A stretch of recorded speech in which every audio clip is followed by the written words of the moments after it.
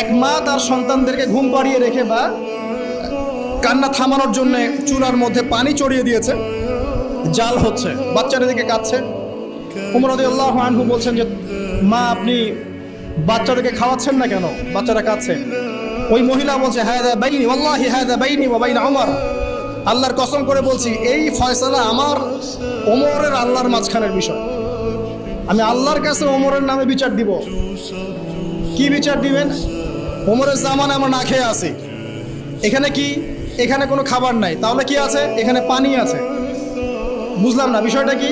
আর বিষয়টা হচ্ছে পানি জাল দিতে দিতে যদি বাচ্চারা ঘুমিয়ে যাবে, পরের দিন আবার জেগে উঠবে। এভাবেই আমি ওদেরকে চালাচ্ছি দিনের পর দিন।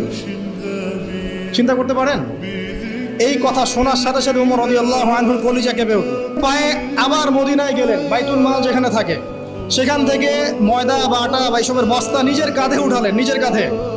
তার পাশে একজন সাহাবী ছিলেন, তার নাম আসলাম রাদিয়াল্লাহু আনহু। তিনি বলছেন, ইয়া আমিরুল মুমিনিন আনা আহমিলু, হে আমিরুল মুমিন, আমাকে দিন, আমি বহন করে নিয়ে যাই অ্যাটলিস্ট।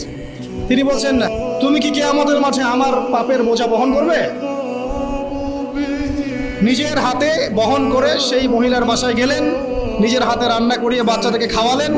এরপর আল্লাহর কাছে দোয়া করছেন, আল্লাহ, আমি আমার সাধ্যমতো চেষ্টা করেছি, জাহাদতু মাস্তাতা'তু ফাগফিরলি, আমি আমার সাধ্যমতো চেষ্টা করলাম, আল্লাহ আমাকে মাফ করে দাও।